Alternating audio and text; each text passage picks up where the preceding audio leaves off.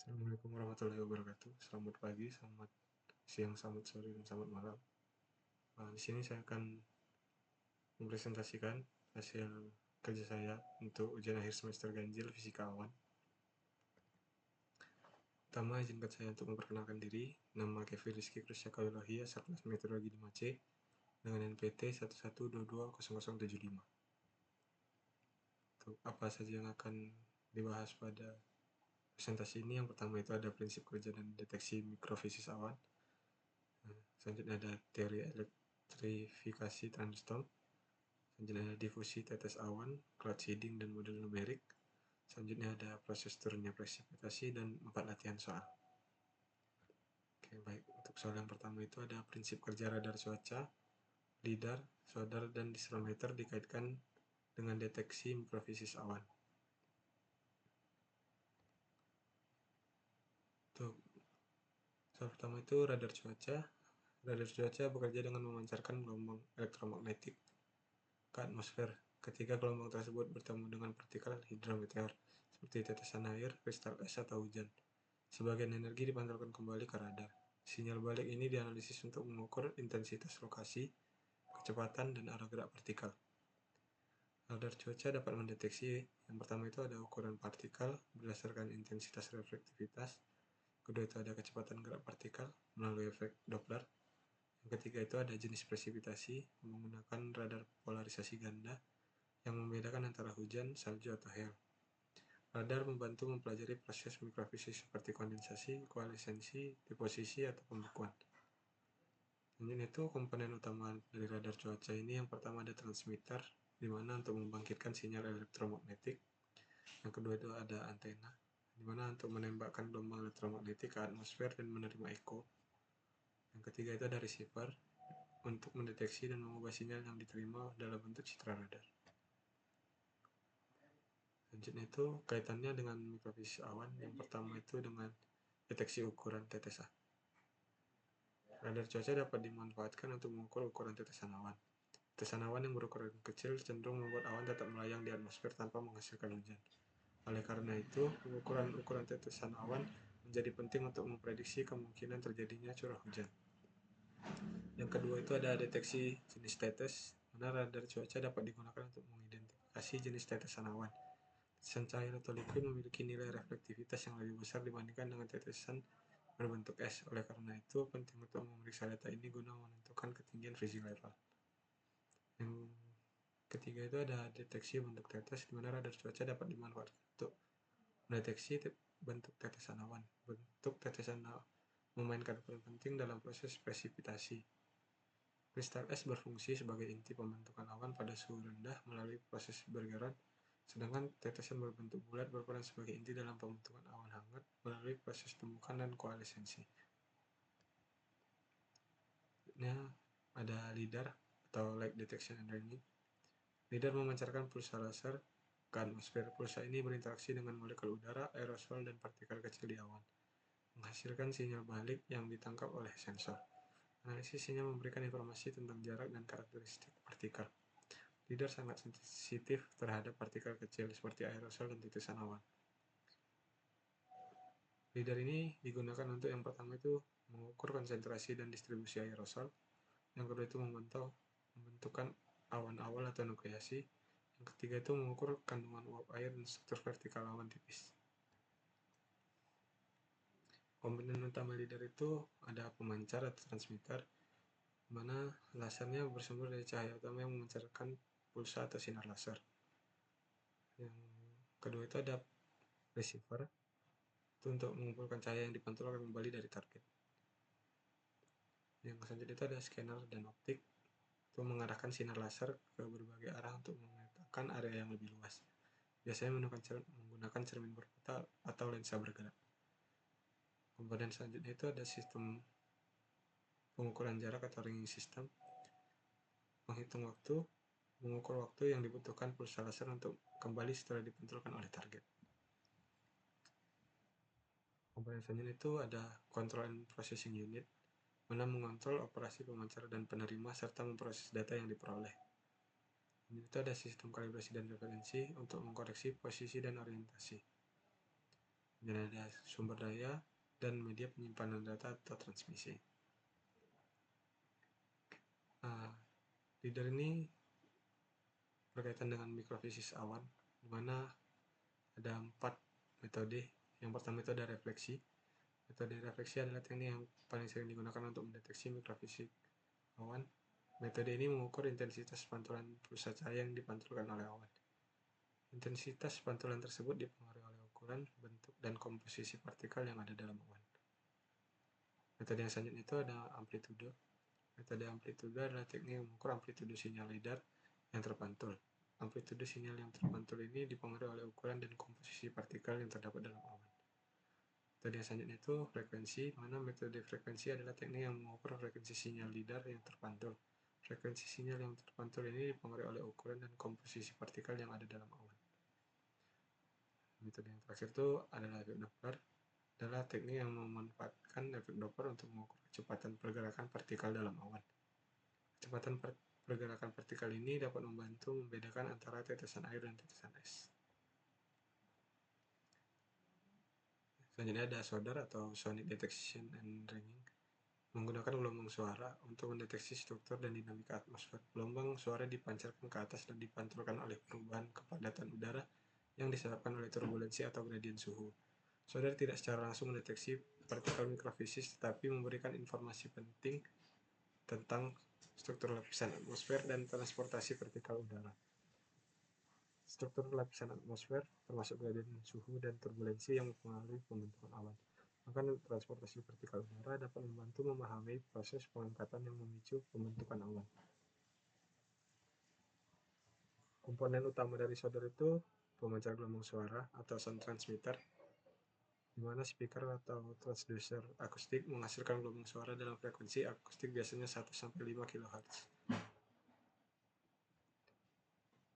Kemudian ada antena akustik mengarahkan gelombang suara ke berbagai sudut untuk mengukur profil vertikal dan horizontal atmosfer. Komponen selanjutnya ada penerima gelombang suara atau sound receiver, mana itu mikrofon atau transducer akustik menangkap gelombang suara yang dipantulkan kembali dari atmosfer. Sensitivitas tinggi diperlukan untuk mendeteksi sinyal yang lemah. Ini ada peredam noise, sistem yang mengurangi gangguan suara latar seperti angin atau kebisingan lingkungan. Selanjutnya itu komponen dari SODAR itu sistem pengolah sinyal atau signal unit processing unit, itu penyaring sinyal, analisis frekuensi Doppler, dan pengolahan data turbulensi. Komponen selanjutnya itu ada control unit, itu komputer dan microcontroller, mengendalikan pemancar dan penerima, memproses data dan menghasilkan profil atmosfer. Selanjutnya ada sistem kalibrasi dan referensi untuk memastikan akurasi dalam pengukuran dan dapat mencakup sensor suhu atau tekanan untuk meningkatkan akurasi data. Selanjutnya ada struktur fisik dan penopang, tripod atau tower yang digunakan menempatkan pemancar dan penerima pada posisi optimal. SODAR ini berfungsi untuk menganalisis mikrofisis awan dengan pengukuran yang pertama itu profil angin. Pengukuran profil angin menggunakan SODAR memungkinkan deteksi arus naik atau updraft yang berperan penting dalam pembentukan awan, terutama awan konvektif seperti cumulonimbus yang berpotensi menghasilkan hujan deras. Selanjutnya ada fluktuasi suhu dan kelembapan. Fluktuasi suhu dan kelembapan memainkan peran penting dalam pembentukan awan. Ketika udara lembab naik dan mengalami pendinginan, uap air dapat berubah menjadi tetesan air atau kristal es yang membentuk awan. SODAR mampu mendeteksi kondisi ini dengan menyediakan data mengenai perubahan suhu dan kelembapan. Selanjutnya itu ada inversi suhu. Inversi suhu dapat menghambat kenaikan udara lembab dengan menahannya di lapisan bawah atmosfer. SODAR dapat mendeteksi keberadaan inversi suhu ini sehingga memberikan informasi penting terkait potensi pembentukan awan. Selanjutnya ada disdrometer. Disdrometer adalah alat yang mengukur distribusi ukuran tetesan hujan, kecepatan jatuh, dan intensitas curah hujan. Alat ini biasanya menggunakan sensor optik atau akustik untuk mendeteksi karakteristik aktivitas yang jatuh. Disdrometer memberikan data rinci tentang yang pertama itu distribusi ukuran tetesan. Penting untuk memahami proses koalisensi dan fragmentasi tetesan. Ini ada intensitas presipitasi berkaitan dengan fase akhir dari siklus mikrofisis awan. Yang ketiga itu jenis presipitasi, membantu memvalidasi proses mikrofisis yang teramati. Untuk komponen utama di speedometer itu ada sensor utama, ada optik, akustik, dan elektromagnetik. Ada elektromekanik, di mana optik menggunakan sinar laser atau infrared untuk mendeteksi gangguan pada jalur cahaya akibat tetesan hujan yang lewat. Untuk akustik ini mengukur intensitas dan karakteristik tetesan berdasarkan suara yang dihasilkan saat tetesan mengenai permukaan sensor. Untuk elektromekanik menggunakan permukaan sensor yang bergetar atau mengalami perubahan tekanan akibat impact tetesan. Detektor kecepatan dan ukuran tetesan.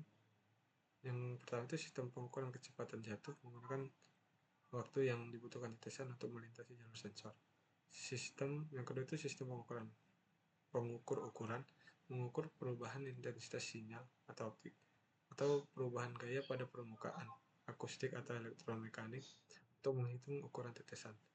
Komponen selanjutnya itu ada pemrosesan data, di mana ada penguat sinyal, unit analisis data, dan perangkat lunak. Penguat sinyal untuk memperkuat sinyal dari sensor agar dapat dianalisis.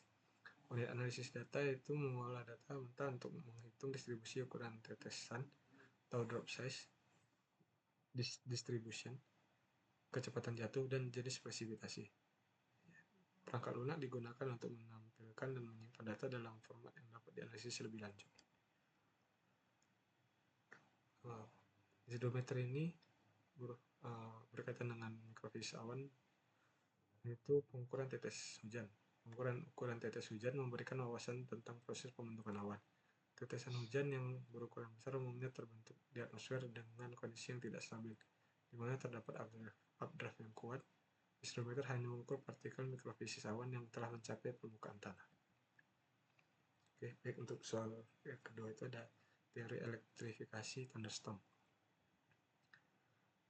Pertama itu ada struktur dasar awan petir, di mana awan cumulonimbus memiliki struktur vertikal dengan zona suhu dan dinamika yang beragam. Lapisan atas biasanya suhu sangat dingin berisi kristal es kecil. Lapisan tengah itu mengandung campuran kristal es, tetesan air spot dingin, dan gropal. Untuk lapisan bawah lebih hangat berisi tetesan air cair. Yang kedua itu pemisahan muatan listrik, di mana pemisahan muatan utama terjadi melalui tabrakan antara partikel es. Saat partikel bertabrakan, transfer muatan terjadi. Hasilnya, gropal yang lebih besar dan berat cenderung menjadi bermuatan negatif. Kristal es kecil menjadi bermuatan positif. Updraft membawa kristal es bermuatan positif ke bagian atas. Partikel gropal bermuatan negatif tetap di bagian tengah atau bawah awan. Yang ketiga itu distribusi muatan, di mana lapisan atas awan bermuatan positif, lapisan tengah bermuatan negatif lebih dominan, sedangkan lapisan dasar kadang terdapat muatan positif lemah bergantung pada dinamika atmosfer lokal. Yang keempat itu ada medan listrik. Pemisahan muatan ini menciptakan medan listrik yang kuat antara lapisan bermuatan positif dan negatif serta antara awan dan permukaan bumi.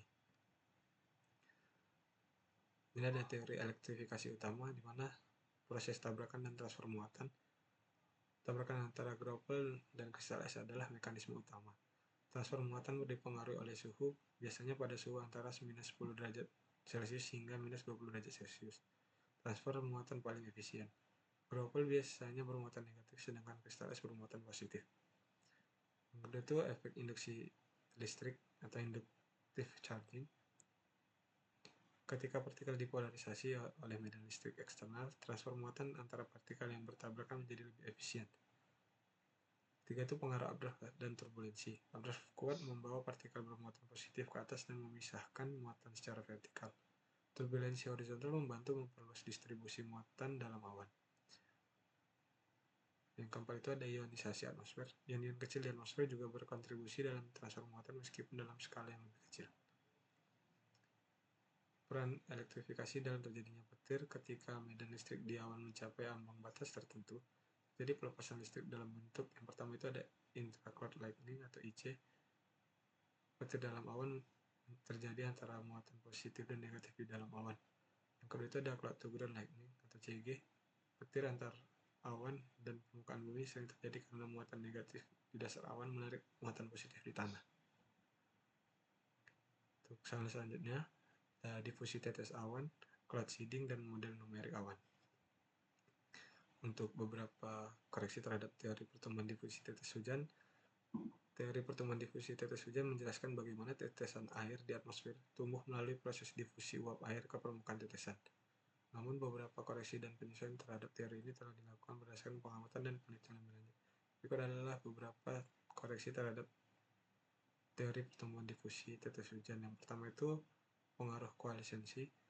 Pada teori pertumbuhan difusi, pertumbuhan tetes hujan diasumsikan terjadi semata-mata melalui difusi uap air. Namun dalam kenyataannya koalisensi memainkan peran yang jauh lebih signifikan. Ketika tetesan air bertumbukan, mereka dapat bergabung dan tumbuh lebih cepat daripada hanya mengandalkan difusi. Oleh karena itu, teori difusi perlu dikoreksi dengan memasukkan faktor koalisensi untuk menggambarkan pertumbuhan tetes hujan yang lebih realistis.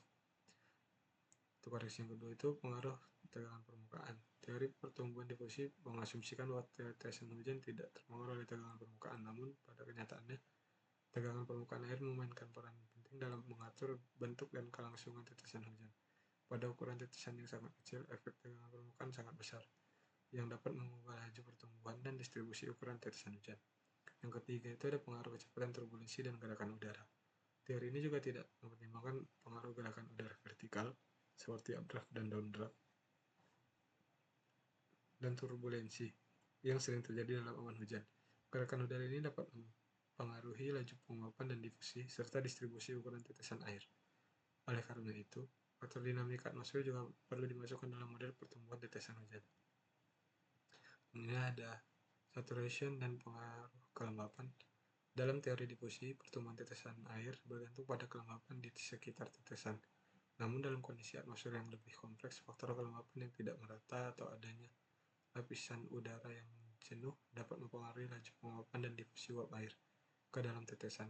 Penyesuaian terhadap teori difusi harus mempertimbangkan perubahan kondisi kelembapan dan atmosfer yang dinamis. Peran awan supercold. Di dalam awan yang lebih dingin, tetesan air dapat berada dalam kondisi supercooling, yaitu tetesan air yang berada dalam keadaan cair meskipun suhunya di bawah titik beku. Tetesan supercold ini bisa tumbuh melalui proses pembekuan, bukan hanya difusi. Oleh karena itu, teori pertumbuhan difusi harus mencakup pengaruh pembekuan pertumbuhan melalui proses es, terutama dalam cuaca dingin. Oke, untuk soal ketiga yang proses mekanisme cloud seeding pada awan hangat dan awan dingin. Cloud seeding adalah proses modifikasi cuaca yang digunakan untuk meningkatkan curah hujan dengan menambahkan bahan kimia ke dalam awan. Proses ini bertujuan untuk mempercepat pembentukan tetesan air dalam awan agar hujan terjadi. Cloud seeding dapat diterapkan pada dua jenis awan, yaitu awan hangat dan awan dingin, dengan mekanisme yang sedikit berbeda. Berikut adalah mengenai seeding pada kedua jenis awan. Yang pertama itu untuk awan hangat. Hangat adalah awan yang terdiri dari tetesan air yang lebih besar dan berada pada suhu di atas titik beku, yaitu lebih dari 0 derajat Celcius. Pada awan jenis ini, proses cloud seeding lebih mudah dilakukan karena air di dalamnya sudah berada pada fase cair. Mekanisme cloud seeding pada awan hangat adalah sebagai berikut. Yang pertama itu, bahan seedingnya itu biasanya menggunakan senyawa garam yang bertindak sebagai inti kondensasi. Garam ini memiliki kemampuan untuk menarik molekul air dan memfasilitasi pembentukan tetesan air yang lebih besar. Untuk prosesnya, partikel garam yang disemprotkan ke dalam awan hangat akan berfungsi sebagai inti kondensasi. Molekul air dalam awan akan berkumpul di sekitar partikel garam, membentuk tetesan air yang lebih besar. Tetesan yang lebih besar kemudian akan cukup berat untuk jatuh ke tanah sebagai hujan. Untuk cloud seeding pada awan hangat relatif lebih efektif karena awan tersebut sudah mengandung banyak uap air yang dapat berubah menjadi hujan setelah diberi inti kondensasi. Yang kedua itu untuk awan dingin. Awan dingin adalah awan yang berada pada suhu di bawah titik beku, biasanya di bawah minus 10 derajat Celcius. Awan jenis ini mengandung campuran kristal es dan tetesan air supercold. Mekanisme cloud seeding pada awan dingin melibatkan bahan yang bisa menginduksi pembentukan kristal es, mana bahan yang digunakan biasanya berupa argentum iodida atau kalium iodida. Senyawa ini memiliki struktur kristal yang serupa dengan struktur kristal es sehingga dapat memfasilitasi pembekuan tetesan air menjadi kristal es. Untuk prosesnya, ketika partikel argentum iodida atau kalium iodida disemprotkan ke dalam awan dingin, mereka akan berfungsi sebagai inti kristalisasi, di mana tetesan air super dingin akan membeku menjadi kristal es. Kristal es ini akan tumbuh lebih besar seiring dengan penggabungan tetesan air lainnya. Setelah cukup besar dan padat, kristal es ini akan jatuh ke bawah sebagai salju atau hujan es.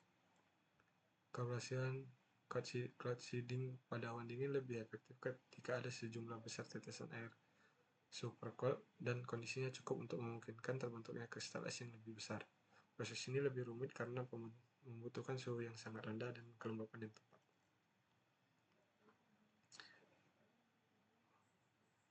Oke, ini perbedaan utamanya itu kalau untuk awan hangat biasanya mengandung lebih banyak air dan lebih mudah untuk mengalami presipitasi daripada awan dingin. Dan bahan yang digunakan untuk cloud seeding berbeda antara awan hangat dan awan dingin. Awan hangat biasanya menggunakan senyawa garam. Kalau untuk awan dingin biasanya menggunakan argentum iodida atau kalium iodida. Ya, untuk soal 3 yang C, perbedaan mendasar persamaan satu dimensi, 2 dimensi, dan 3 dimensi pada model numerik awan. Perbedaan mendasar antara persamaan satu dimensi, 2 dimensi, dan 3 dimensi dalam model numerik awan berkaitan dengan jumlah dimensi ruang yang digunakan untuk memodelkan fenomena atmosfer, serta kompleksitas dan akurasi model tersebut. Untuk model satu dimensi, hanya satu dimensi ruang yang digunakan, biasanya representasi vertikal dalam atmosfer. Contohnya, ketinggian. Model ini menggambarkan perubahan sifat awan atau variabel atmosfer seperti suhu, kelembapan, dan angin hanya seiring dengan ketinggian.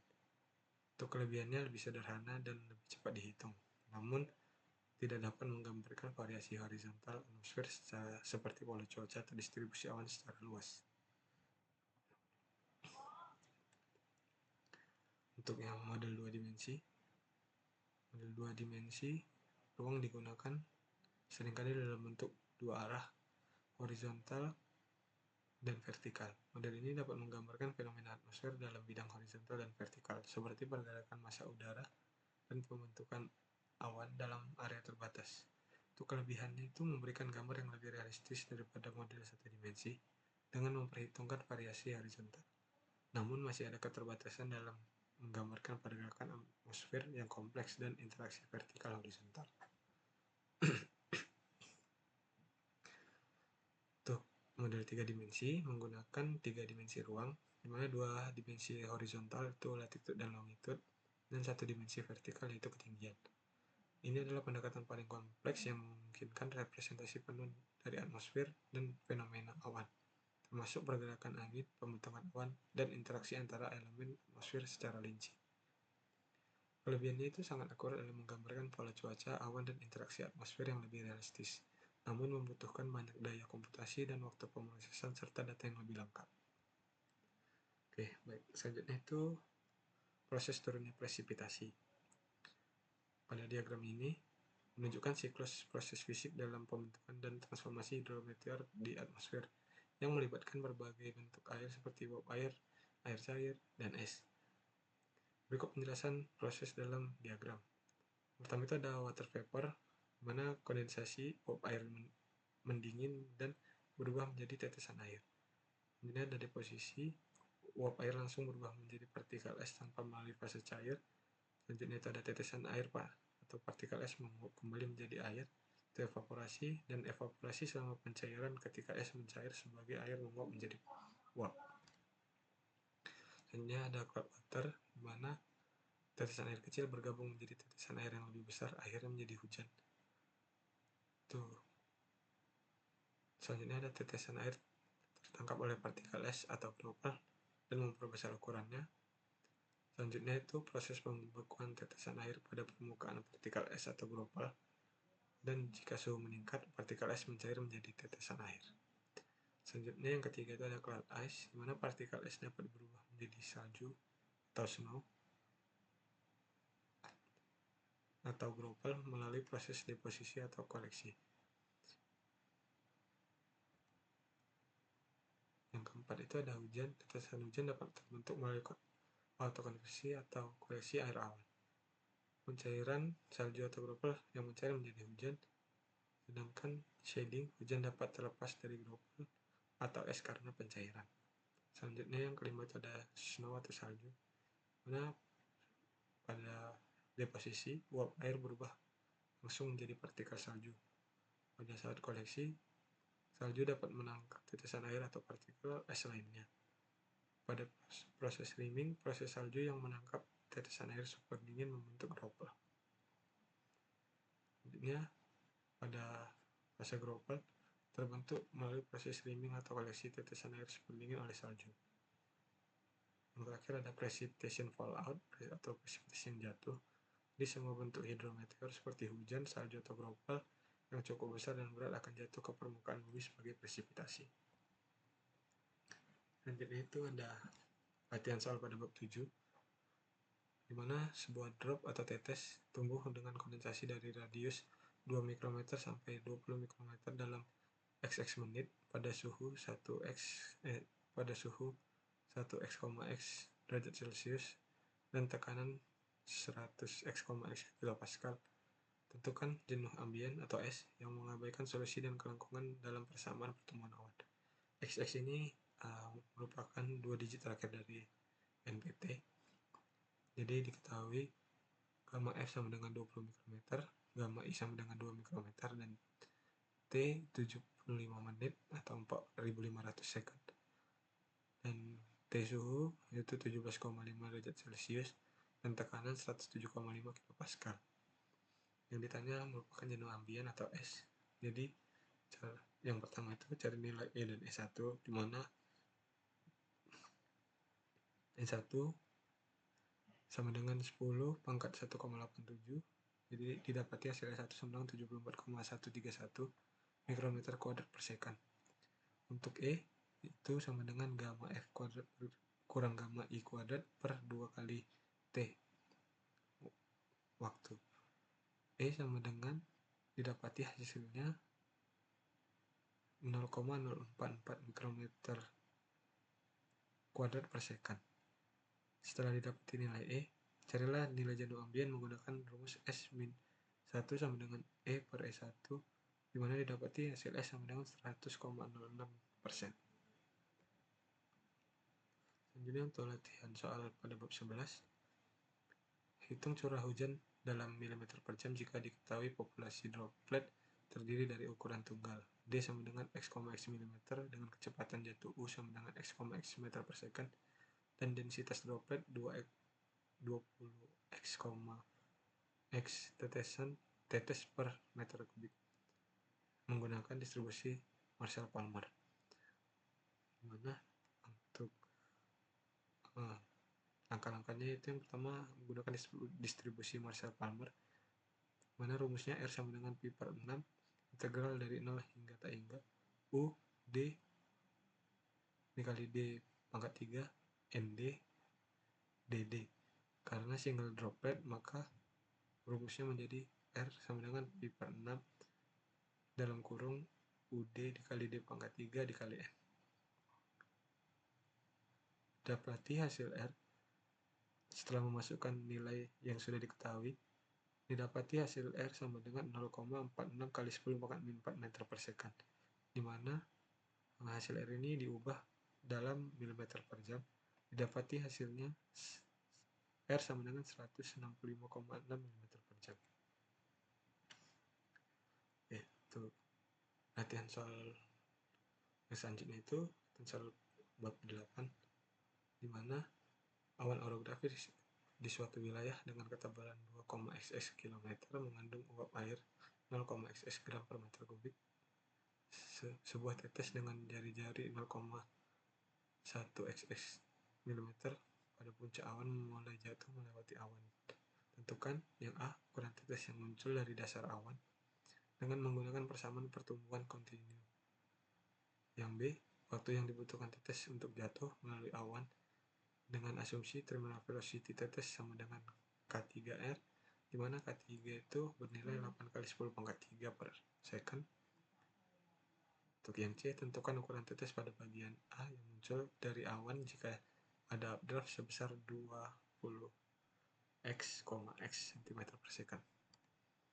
Oke, untuk yang poin A, menggunakan persamaan kontinu akibat pengumpulan tetes awan, di mana rumus yang digunakan dr per dt sama dengan ELWC VR per omega W dikali R.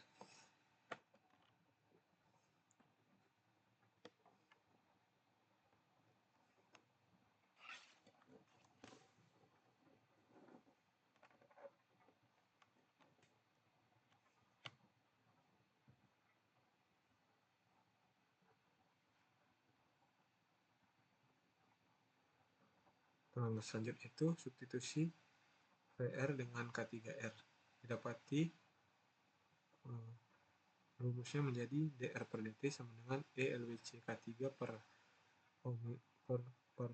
rho W, karena E sama dengan 1, jadi rumusnya dr per dt sama dengan ELWC K3 per rho W. Setelah mengintegralkan rumus tersebut, didapati persamaan pertama yaitu RF min R0 sama dengan LWC dikali K3 dikali T per rho W. Selanjutnya mencari nilai T, di mana T sama dengan H per V. R average itu T sama dengan H per 4K3. Selanjutnya substitusikan persamaan 2 ke persamaan 1. Didapati hasil RF sama dengan 0,691 mm. Untuk yang B, menggunakan persamaan pertumbuhan kontinu akibat pengumpulan tetesan awan, mana rumusnya dr per R sama dengan ELWC dikali K3 dt per 4 rho W. Diintegralkan kedua sisinya, didapatkan persamaan T sama dengan 4 rho W per ELWC K3 dikali ln RF per R0. Substitusikan nilai yang sudah diketahui ke persamaan 1, didapati T sama dengan 15 menit 20 detik. Ya, untuk yang poin C, masih menggunakan persamaan pertumbuhan kontinu akibat pengumpulan tetes awan dengan rumus dr per dh sama dengan ELWC per 4 rho W dikali UR per UR min U. Maka selanjutnya diintegralkan kedua sisinya, didapati persamaannya RF min R0 sama dengan ELWC per 4 rho W dikali UR per UR min U dikali H. Setelah itu kita cari nilai UR menggunakan UR sama dengan K3 dikali R0. Didapati UR sama dengan 1,4 meter per second. Selanjutnya substitusi nilai yang sudah diketahui ke dalam persamaan pertama, yang didapati setelah mengintegralkan kedua sisi. Didapati RF sama dengan 0,8167 mm. Baik, soal yang terakhir, latihan soal pada bab 8. Tentukan A. Ukuran dari tetes di puncak lintasan, B. Ukuran dari tetes ketika meninggalkan awan, C. Waktu yang tersisa bagi droplets di awan jika sebuah tetes berdiameter 0,xx mm terletak di dasar awan cumulonimbus yang memiliki konsentrasi air cair sebesar 1,xx gram per meter kubik dan kecepatan draft konstan sebesar x,x meter per second. Gunakan persamaan pertumbuhan kontinuitas dan mengabaikan pertumbuhan kondensasi. Oke. Untuk poin A, gunakan persamaan pembentukan kontinu akibat pengumpulan tetes awan, mana dr per dh sama dengan ELWC per 4 rho W dikali dengan UR per U min UR. Diintegralkan kedua sisinya, didapati persamaannya RF min R0 sama dengan ELWC per 4 rho W dikali UR per U min UR dikali H, dimana substitusikan nilai yang sudah didapati dari soal kepada persamaan yang didapati setelah mengintegralkan kedua sisi, dimana didapati RF sama dengan 1,03 mm. Untuk poin yang B, menggunakan persamaan UR per U min UR dikali DR sama dengan ELWC per 4 rho W dikali DH, diintegralkan lagi kedua sisinya dan didapati persamaan integral U per UR dari R0 sampai RF dikurang integral dari 1 per RDR dari R0 hingga RF sama dengan ELWC dikali H per 4 rho W. Setelah didapati persamaan tersebut, substitusikan nilai yang sudah diketahui. Didapati hasil dari substitusi nilai yang sudah diketahui ke persamaan tersebut, RF sama dengan 1,75 mm. Untuk poin yang C, gunakan persamaan pertumbuhan kontinuitas akibat pengumpulan tetes awan, di mana dr per dt sama dengan ELWC dikali UR per 4 rho W. Diintegralkan kedua sisinya, didapati persamaan hasil integral yaitu ln RF min ln RO sama dengan K3 dikali ELWC dikali T per 4 rho W. Dimana setelah mendapatkan persamaan itu, substitusikan nilai yang sudah diketahui dan didapati P-nya sama dengan 4 menit 2,29 detik. Dan sekian yang dapat saya sampaikan, kurang lebihnya saya mohon maaf. Saya akhiri, wassalamualaikum warahmatullahi wabarakatuh. Selamat pagi, selamat siang, selamat sore, dan selamat malam untuk semuanya.